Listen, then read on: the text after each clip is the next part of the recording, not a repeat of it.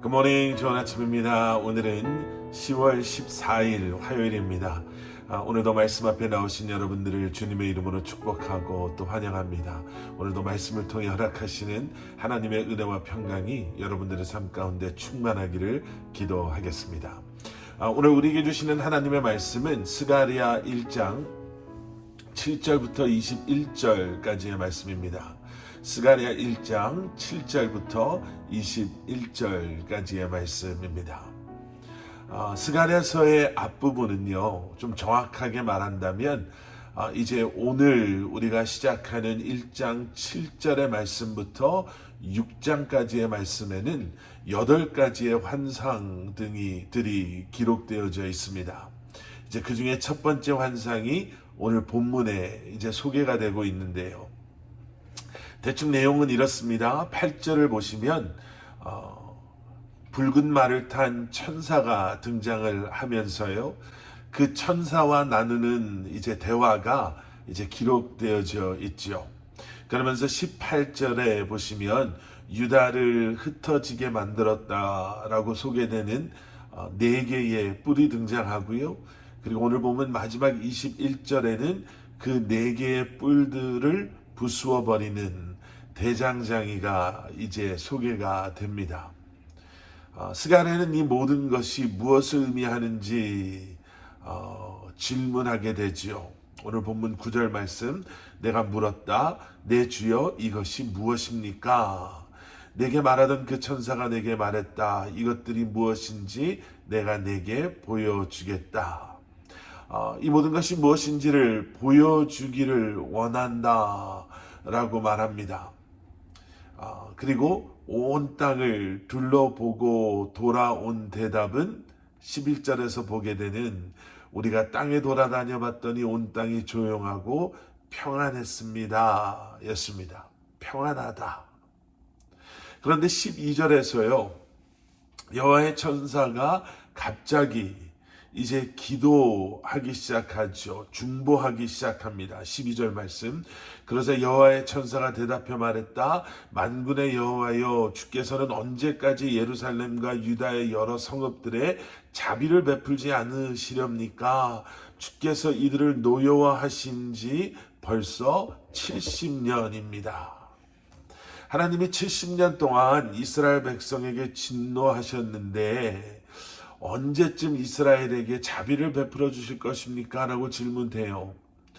그때 하나님께서 그 천사를 위로하시면서 이렇게 말씀하십니다. 14절, 15절 말씀. 그 천사가 내게 말했다. 너는 외쳐라. 만군의 여호와께서 이렇게 말씀하신다. 나는 예루살렘과 시온을 무척 사랑한다. 안위를 즐기는 다른 여러 나라들로 인해 나는 몹시 화가 난다. 나는 내 백성에게 화를 조금 냈는데 다른 여러 나라들은 내 백성에게 내가 벌 주는 것보다 더 큰 고통을 주었다. 하나님께서 뭐라고 말씀하시는지 조금 이해가 되시죠? 내가 이스라엘에게 화가 났었다. 그런데 그런 나의 진노함보다 주변의 나라, 이 주변의 백성들이 내가 사랑하는 이스라엘에게 더 심한 고통과 아픔을 주었다. 그래서 이제 내가 그들을 심판할 것이다. 이렇게 말씀하시는 거예요. 자, 그렇게 하나님께서 말씀하신 뒤에 아까 말씀드린 그 4뿔들이 등장을 하게 되죠. 여러분, 성경에서 뿔은 권력이나 힘을 의미하고 상징합니다. 그 4개의 뿔은요, 이스라엘과 유다를 망하게 한 주변의 4개의 강대국들을 의미한다라고 볼 수가 있습니다. 그리고 그 뿔을 부숴버릴 대장장이는 하나님께서 이제 그들을 심판하실 것을 말하고 있는 것이죠. 자, 지금 이러한 하나님의 이 환상, 앞으로 일어날 일들에 대한 이 말씀을 누가 듣고 있었나? 여러분, 이 말씀을 들었던 사람들은요, 이스라엘이 포로 생활을 할 때 그곳에서 포로 생활을 하던 그 땅에서 태어났던 그러한 사람들이었습니다. 또 이스라엘과 유다의 그 번영 또는 부흥을 전혀 경험해 보지 못했던 그 마지막 그 쇠퇴해지던 시대에 태어났던 그런 사람들이 지금 이 말씀을 듣고 있는 거예요. 그들이 이 말씀을 들었을 때 어떻게 받아들였을까? 예, 그들은 하나님께서 역사하시는 것도요, 또 말씀하시는 부흥, 번영도 경험해 보지 못했던 세대였습니다. 이제 겨우 포로 생활을 마치고 고향으로 돌아왔더니 폐허가 되어버린 그 고향, 지금 그것을 바라보고 있는, 그렇게 포로 생활에서 돌아온 사람들이란 말이에요.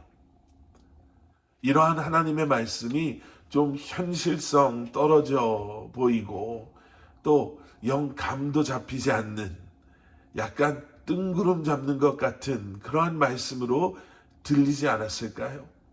한 번도 경험해 보지 못했던, 우리야 지금 이 말씀, 이 스토리의 결과를 우리는 다 성경 말씀을 통해 읽고 알고 있으니까 아멘 하고 쉽게 넘어갈 수 있지만, 그때의 사람들은 전혀 모르고 있는 그러한 상황이잖아요. 여러분, 그런데 우리의 삶이 그때 그들의 그러한 마음과 모습과 형편과 비슷할 수도 있습니다. 교회 가서 설교 말씀을 들으시면 뭐 세계 선교, 교회의 부흥, 뭐 민족의 부흥, 뭐 개인의 영적인 무슨 성장, 성숙, 부흥, 뭐 이런 것들에 대해서 너무나 당연한 듯이 설교하는 목사님들의 설교를 또 너무나도 당연한 듯이 그저 듣고 있는 우리에게, 여러분, 때로는 이러한 부흥이, 아니면 회복이나 영적인 번영이 그저 멀리 있는 구름처럼, 아무리 잡아보고 싶어도 잡을 수 없는, 아무리 경험해보고 싶어도 경험해보지 못한 그러한 것들로 우리 안에 남아있을 수 있습니다. 오히려 교회가 또 그리스도를 믿는, 또 예수 그리스도의 제자로 이 땅에서 살아가는 것이 점점 더 어려워짐을 우리가 더 분명히 느낄 수 있는 시대에 지금 우리가 살고 있잖아요. 그런데 우리에게 하나님께서는 우리를 회복하십니다. 우리를 치유하십니다. 그래서 우리는 부흥을 꿈꾸고 또 부흥을 위해 우리가 함께 기도하고 또 우리가 섬기며 복음을 전하며 하나님의 나라가 이 땅에 임하는 것을 우리가 기다리며 기대하며 살아야 합니다. 라는 이러한 메시지가 선포되어질 때 좀 현실성 떨어지고 뜬구름 잡는 것 같은, 여러분, 그런 설교로, 말씀으로 느껴질 때가 있지 않으십니까?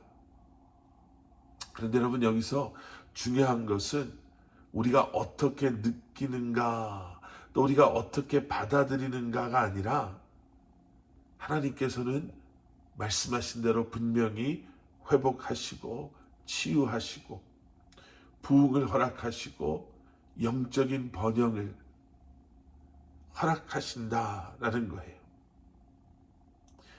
저와 여러분이 기대하지도 또 상상조차도 하지 못하는, 때로는 우리 귀에 현실성 떨어지는 일이다 할지라도 하나님께서는 분명히 이루시는 줄 믿습니다. 그래서 이제 우리가 가져야 할 마음이 있습니다.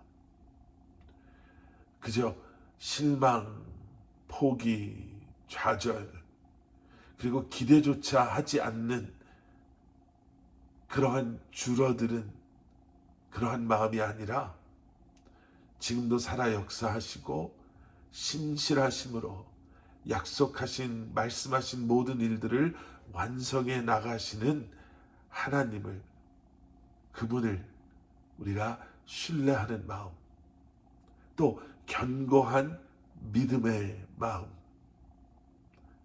그러한 마음을 품고 오늘 한 날도 하나님의 일꾼으로 이 놀랍고 귀한 하나님의 일하심 가운데 부름받은 하나님의 동역자들로 살아갈 수 있는 저와 여러분들이 될 수 있기를 주님의 이름으로 간절히 축원합니다. 함께 기도하시겠습니다. 사랑의 아버지 하나님, 주님 감사합니다. 부족하고 연약한 우리를 부르셨고 이제는 우리를 이 놀라운 하나님의 일 가운데 동역자로 우리를 택하여 주셨사오니 이제는 다시 한번 우리에게 담대한 믿음과 하나님을 신뢰하고 세상의 유혹에 흔들리지 않는 견고한 그러한 마음을 주셔서 오늘도 하나님의 일하심 가운데 동참하고 동역하고 오늘도 우리의 상상을 초월하시는 하나님의 일하심 가운데 쓰임받는 그러한 놀라운 하나님의 일하심을 우리가 바라보는 경험하는 그러한 삶을 살게 하여 주시옵소서. 예수 그리스도 이름 받들어 간절히 기도드렸사옵나이다. 아멘.